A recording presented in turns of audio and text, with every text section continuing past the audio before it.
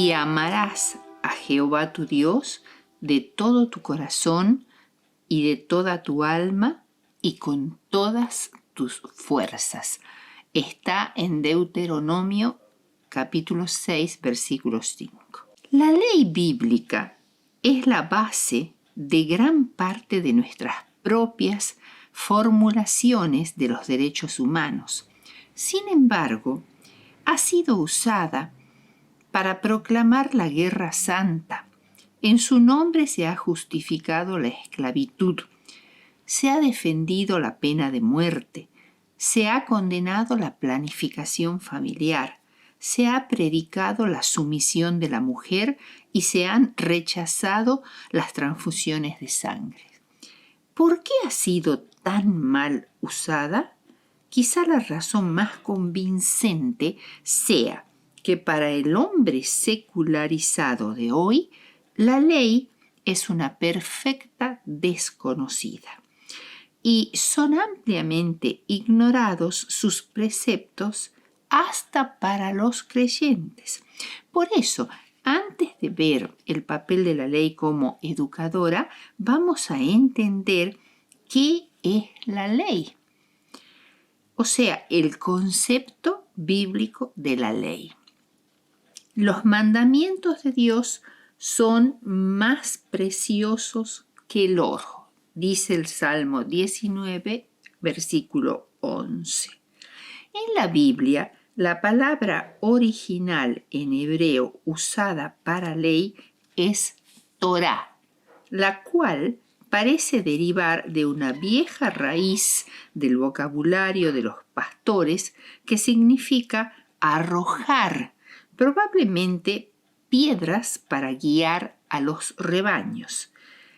En la Biblia, Torá se usa en el sentido de enseñanza, instrucción, doctrina y por extensión revelación divina.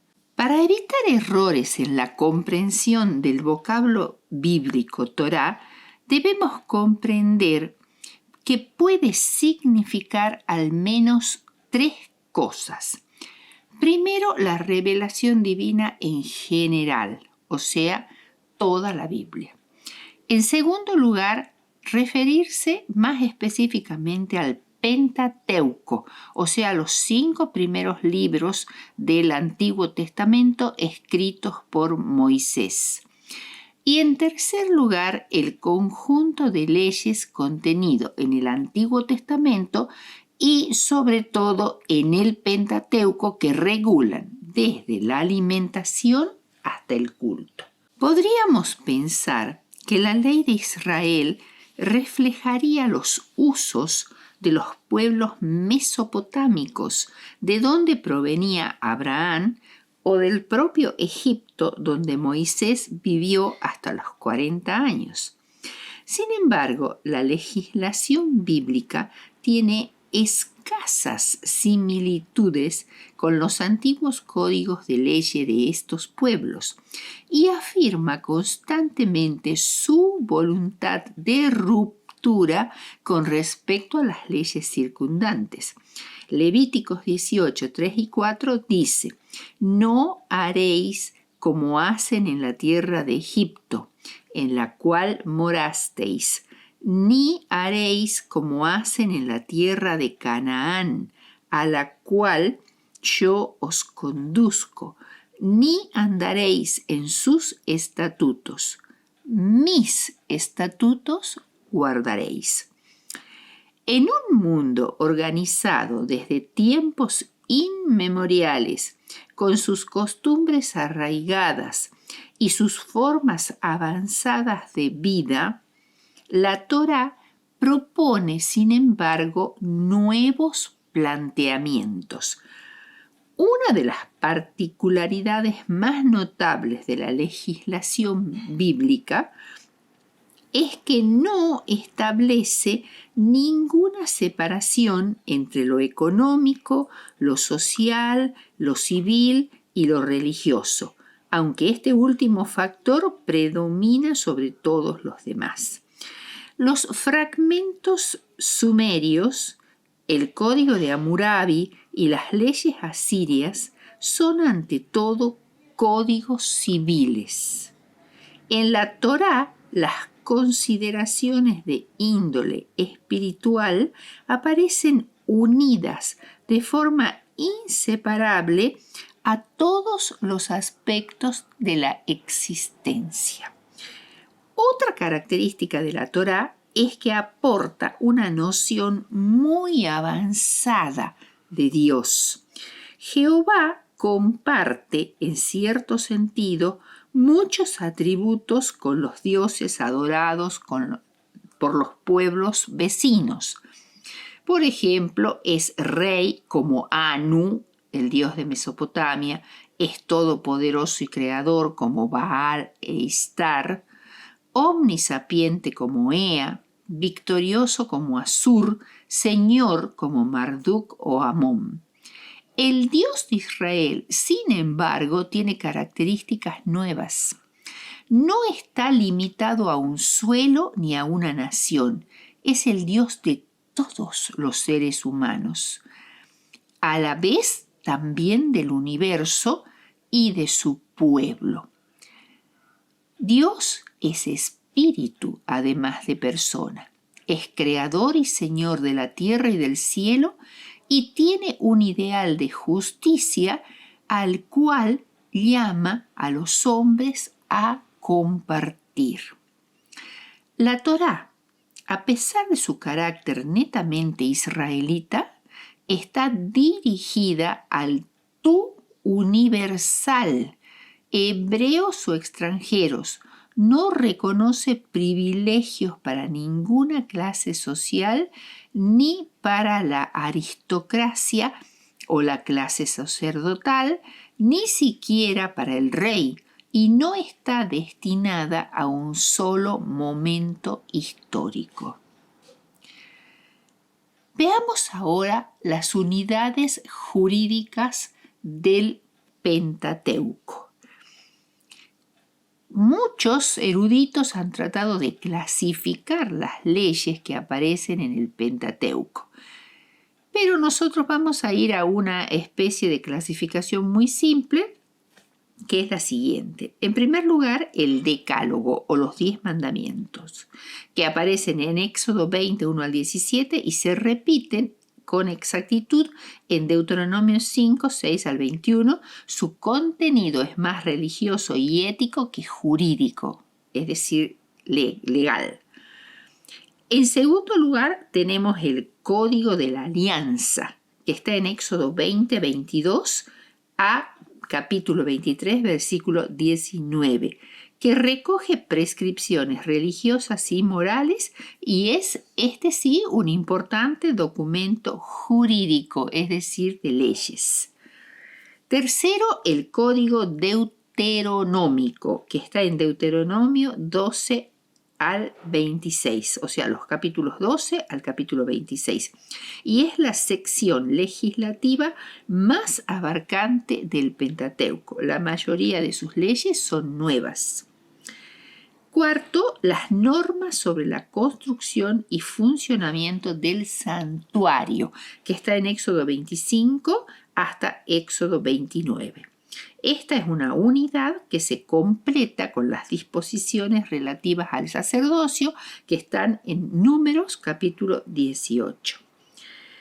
Quinto, la Torá de los sacrificios, que está en Levítico 1 al 7, donde están los preceptos relativos a los diversos sacrificios y ofrendas. Pertenece a la liturgia. Sexto, la ley de santidad, que está en Levítico 17 a 25. Son constantes referencias a la santidad de Dios y de su pueblo. Se refiere especialmente a los ritos relacionados con el sacerdocio y a las medidas encaminadas a mantener la santidad de Israel. Séptimo, las disposiciones sobre ceremonias y fiestas, en Números capítulo 28 al capítulo 30. Octavo, el decálogo ritual, que está en Éxodo 34, capítulo 10 al capítulo 28, llamado así por contener también 10 prescripciones sobre la manera de rendir culto a Dios y celebrar las fiestas. 9, disposiciones sobre salud pública, que agrupan principalmente lo relacionado con los criterios de puro y de impuro. Levítico capítulo 11 al capítulo 16. Y por fin, el punto 10, las leyes sobre el reparto de la tierra, que está en Números 32 al capítulo 36. Bueno, habiendo dicho todo esto como una introducción acerca de lo que se considera la ley en la Biblia, vamos a ver la función didáctica de la ley, o sea, qué función cumple en la educación. Salmo 19:8 dice: la ley del Señor instruye al ignorante. En primer lugar, la ley es la disciplina necesaria para el aprendizaje. Desde nuestros primeros padres en el Edén, todos nos resistimos ante la ley. La fase rebelde, intolerante o agresiva es casi inevitable para quien se enfrenta a la ley y no comprende todavía su intención. Educar es hacer comprender que renunciar a un placer momentáneo o insignificante en aras de un mundo más habitable o de una existencia más plena vale siempre la pena.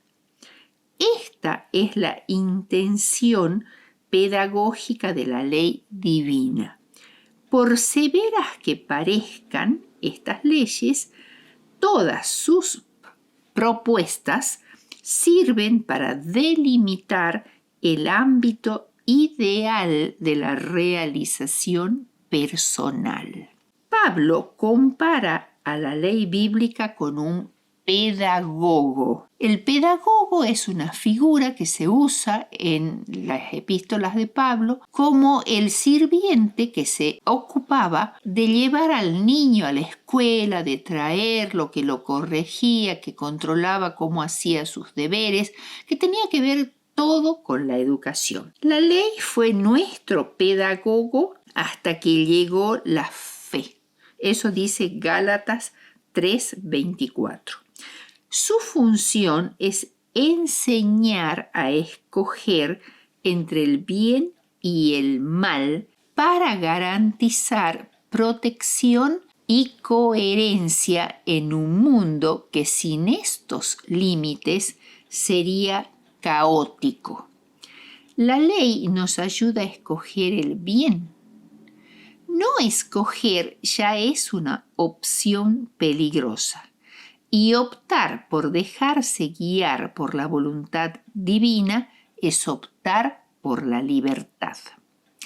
A los cielos y a la tierra llamo por testigos, hoy contra vosotros, que os he puesto delante la vida y la muerte, la bendición y la maldición. Escoge pues la vida para que vivas tú y tu descendencia. Deuteronomio 30:19.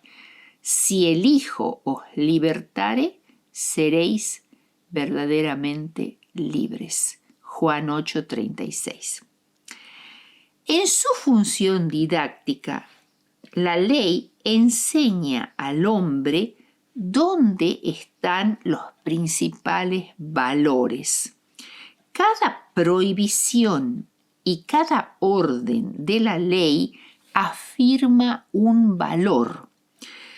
Por ejemplo, la prohibición del falso testimonio realza el valor de la verdad. La prohibición del adulterio realza el valor del amor. La prohibición de la violencia y de matar está realzando el valor de la vida humana y de la vida animal. El respeto y la honra a los padres exalta el valor de reconocer la autoridad legalmente establecida. No codiciarás no se refiere a una acción concreta solamente, sino a una actitud mental. La insatisfacción, la comparación con los demás, la envidia, la codicia y la mezquindad, lo cual nos hace perder la felicidad, el contentamiento y la paz interior. Al describir la grandeza ética de la ley, el hombre deja de considerarla un obstáculo a su libertad y empieza a verla como una guía para avanzar de un modo más seguro en el ámbito de su maduración como ser humano responsable. Todo educador sabe de la dificultad que implica imponer la ley sin provocar oposición. Si agotados todos los recursos se le grita a un hijo: «Tú no bebes alcohol aquí porque yo lo mando», de seguro beberá cuando no lo vean. Si se le explican las consecuencias de beber alcohol, es posible que el chico tampoco escuche y quiera escarmentar en cabeza propia. Pero cuando dolorosamente descubre que la amonestación intentaba evitarle los riesgos de un placer dudoso, comprenderá por sí mismo la intención protectora de la prohibición. La ley nos protege porque nos recuerda algunos parámetros básicos de nuestra realidad humana que tendemos a olvidar.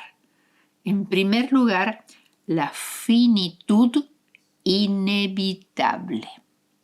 La ley nos ayuda a aceptar los innumerables límites de la naturaleza humana, empezando por la propia finitud. O sea, somos mortales. Aunque esta es una verdad tan evidente, es muy común que los humanos, y especialmente la gente joven, piensen la muerte como algo muy lejano o como que yo no me voy a morir nunca, eso es de los viejos, cosa por el estilo. Sin embargo, nosotros llevamos esta característica tan pegada a nuestra propia identidad, la mortalidad, que la muerte nos puede sorprender en cualquier esquina, a cualquier edad, en cualquier circunstancia. Empezamos entonces con la propia finitud y con las fronteras marcadas por el cuerpo. Nuestro cuerpo tiene límites que no debemos ignorar. El tiempo y el espacio de los cuales disponemos son también limitados.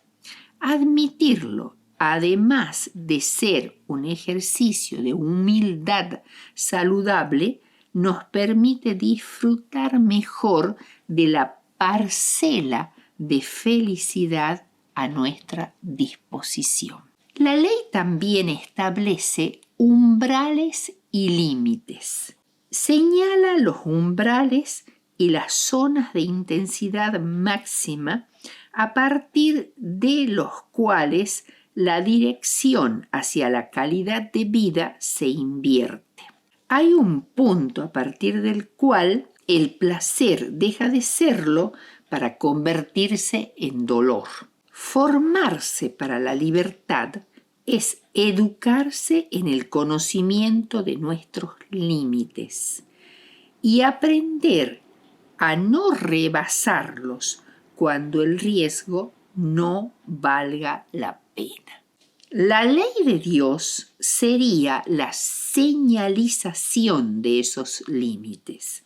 Por ejemplo, si no hubiera ninguna ley con respecto al reposo semanal, la tendencia de muchos sería a no parar nunca de trabajar a causa de la codicia.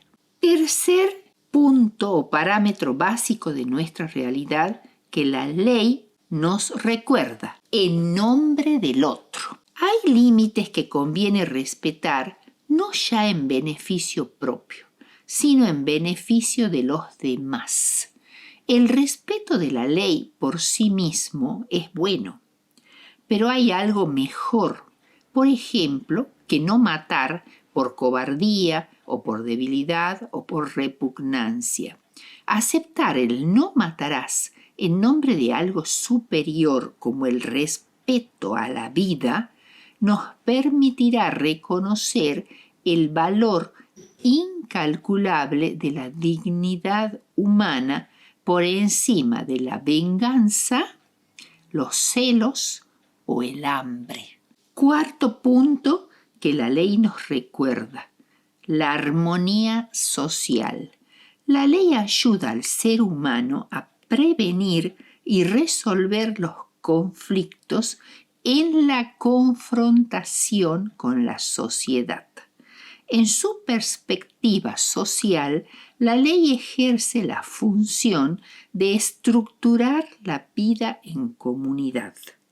En esta función, la ley requiere no solo consentimiento, sino cooperación.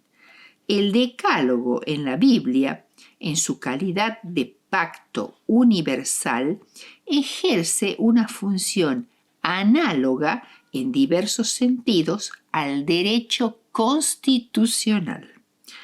Aquel que decide respetar las normas divinas aún antes de comprender plenamente su significado, hace un acto de fe. Por ejemplo, Abraham, cuando obedeció la orden de Dios de dejar Ur de los caldeos para dirigirse hacia Canaán, un lugar desconocido, mucho más primitivo culturalmente que su Ur natal, y que no sabía qué iba a suceder y qué es lo que Dios proponía para él allí en Canaán, eso fue realmente un acto de obediencia por fe. Veamos ahora Jesús y la ley. No penséis que he venido a derogar la ley o los profetas. No he venido a derogar, sino a cumplir. Desde su infancia, Jesús observó cuidadosamente las leyes de su pueblo. Lleva los vestidos reglamentarios, asiste con fidelidad a los servicios de la sinagoga cada sábado y se refiere a la ley como la expresión de la voluntad de Dios tanto para sí mismo como para los demás. Si guardáis mis mandamientos, permaneceréis en mi amor, como yo he guardado los mandamientos de mi Padre y permanezco en su amor. Juan 15:10. Sus acciones nunca indican de que él tuviera la intención de minimizar las transgresiones de la ley o las considerara a la ligera. Si bien ofrece perdón incluso a los acusados de faltas graves, siempre los invita a volver al respeto de la ley. Vete y no peques más. Para Jesús, la ley es a la vez un legado valioso que importa conservar y una realidad mal entendida que necesita ser revisada. Por eso, ahora vamos a ver a Jesús como intérprete de la ley. Recordemos que en la época de Jesús la observancia de la ley se consideraba en sectores muy influyentes de la sociedad como un medio para ganar la salvación. Dios santifica mediante los preceptos. Era la fórmula rabínica. Jesús, por tanto, dedica un gran esfuerzo a interpretar la ley y a rectificar errores. Apela a la reflexión para hacer ver que tras las normas de la ley hay principios muchos más amplios en los que se basan. Él comparte la fe de su pueblo en la inmutabilidad de la ley. Ni una jota ni una tilde de la ley pasará. Pero además manifiesta su intención de magnificar la ley, es decir, llevarla a su plenitud, de la misma manera que se llena una medida. Como Jesús sabe que el descuido de la vida espiritual lleva al moralismo y la vida espiritual queda fosilizada en normas, tradiciones y prácticas, intenta poner de relieve los altos ideales de la ley. Todas las cosas que quisierais que los demás hiciesen con vosotros, hacedlas vosotros por ellos. Eso es la ley y los profetas. Mateo 7:12. De esa manera, no haber asesinado a nadie no significa haber cumplido el espíritu del no matarás, porque hay palabras asesinas y silencios homicidas. No basta con abstenerse de hacer el mal, se debe hacer positivamente el bien. Jesús combate la teología de la salvación por acumulación de méritos. La salvación es del que hace buenas obras, no para salvarse, sino porque ya se ha salvado y para ayudar a otros a salvarse también. La letra de la ley había llegado a ocultar el espíritu de la ley y amenazaba con asfixiar al hombre en un corsé de observancias minuciosas. La tradición oral había recargado la ley con una serie de interpretaciones humanas que habían llegado a tener más valor que la ley misma. Era más grave rebelarse contra las palabras de los maestros que contra las palabras de la Torá. Jesús no se cansaría de fustigar a los escribas y fariseos por atar fardos pesados y cargarlos a las espaldas del pueblo, ni de repetir que la esencia de la ley es el amor. También se esfuerza por corregir las interpretaciones equivocadas referidas al día de reposo.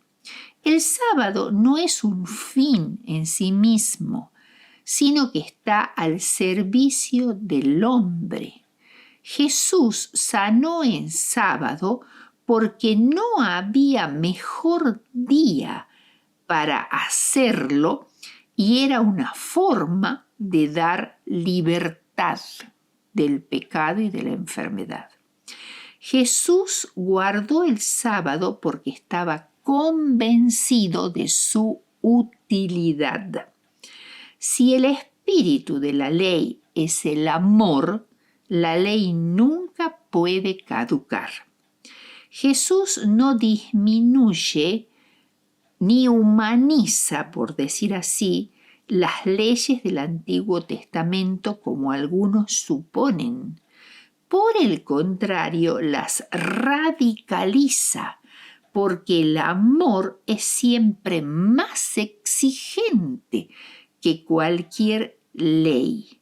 Jesús no reprocha la observancia de lo accesorio, como diezmar la menta, el eneldo y el comino, sino el olvido de lo esencial, como es el amor y la misericordia. Para la tradición farisaica no tiene valor de ley y la salvación no se obtiene por la observancia de la ley. Para él la tradición farisaica es hojarasca que se ha acumulado y ha impedido a los hombres distinguir con claridad lo que es la ley. La ley tiene para Jesús una función pedagógica que consiste en recordarnos el ideal divino para el hombre. Vete y no peques más. Ahora veamos este punto que muchas veces resulta difícil de entender. Ley y salvación. La ambivalencia de la ley.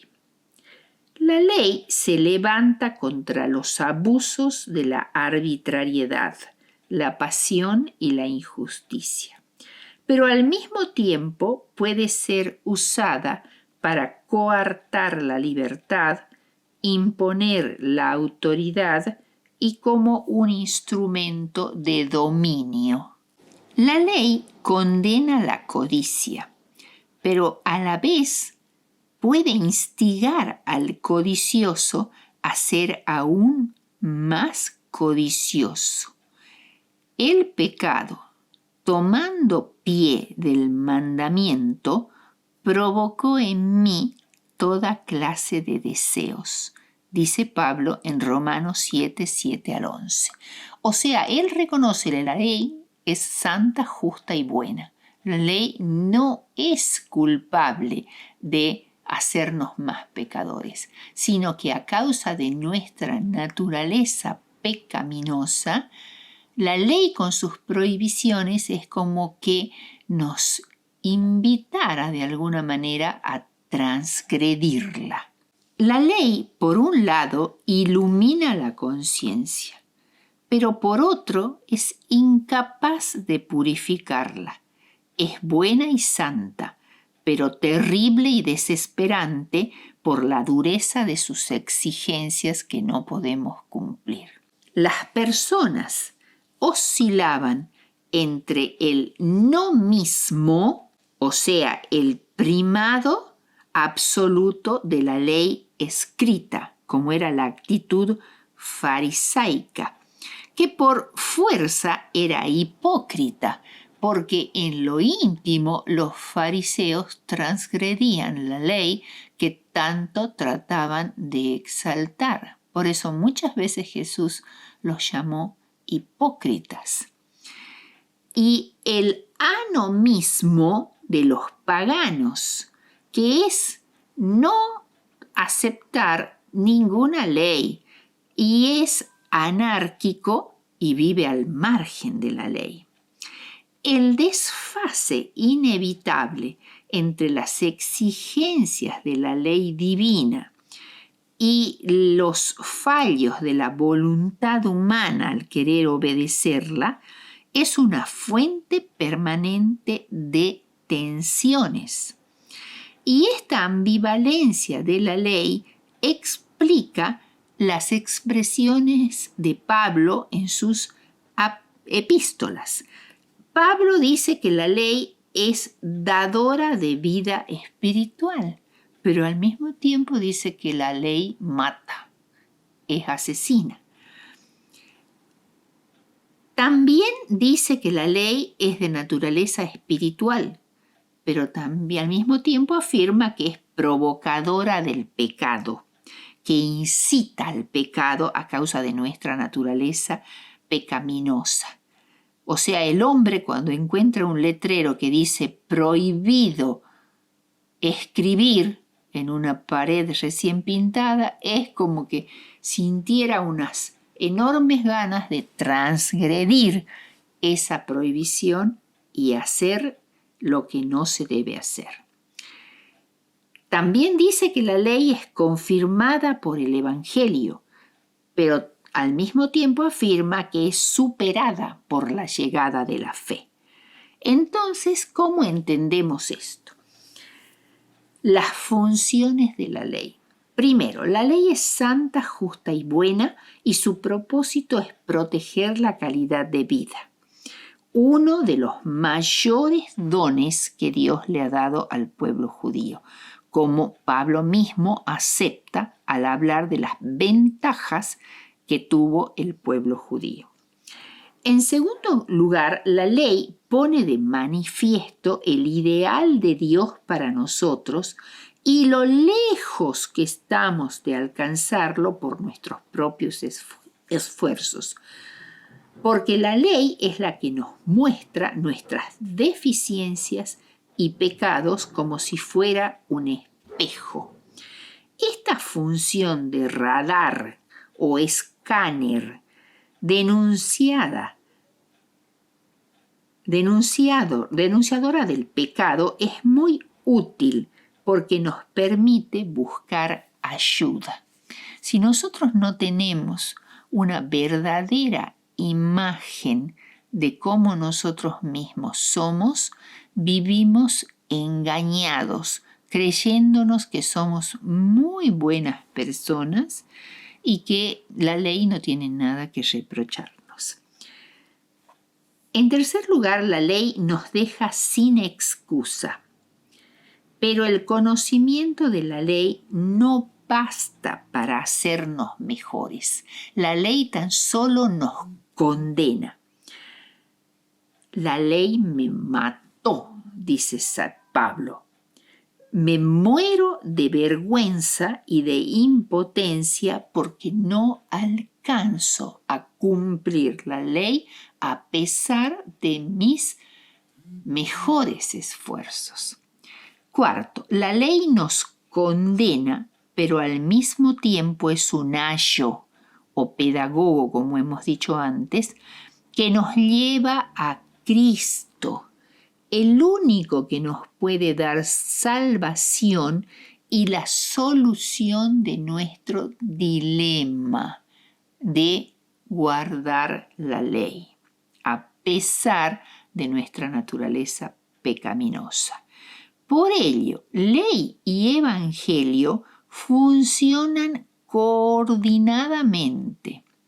La ley sin el evangelio no puede salvar al pecador, tan solo lo condena.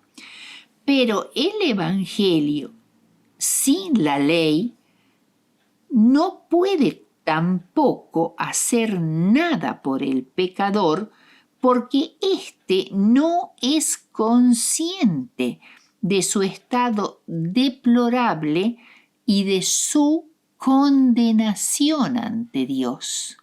Y anda por ahí alegremente pecando sin darse cuenta que una espada pende sobre su cabeza. Por eso ley y evangelio deben funcionar coordinadamente para lograr la salvación y la redención de la humanidad. Conclusión. El prólogo del Decálogo en Éxodo 20, 1 y 2 dice algo muy importante que podríamos parafrasear de la siguiente manera. Dios le dice a los israelitas esclavos en Egipto lo siguiente: estabas oprimido por los faraones, con la soga al cuello en el campo de concentración, haciendo ladrillos a fuerza de latigazos, y yo te he liberado. Ahora vas a ser libre, además de todos tus ídolos, del terror de los espíritus y de los brujos, del miedo a las fuerzas de la naturaleza y de todos los sacrificios para aplacarlos. Ahora que has sido liberado, te doy los 10 mandamientos para llevarte a una calidad de vida superior, no para hacerte la vida imposible o imponerte una nueva esclavitud. Al darte una ley, quiero hacer del esclavo un sujeto de derecho. Conmigo, en vez de hacerte dioses a imagen y semejanza tuya, irás transformándote a mi imagen y semejanza. Serán transformados de esclavos en herederos. Ojalá esta sea realmente nuestra comprensión de la ley y así podríamos decir con el salmista: tus preceptos son más valiosos que el oro.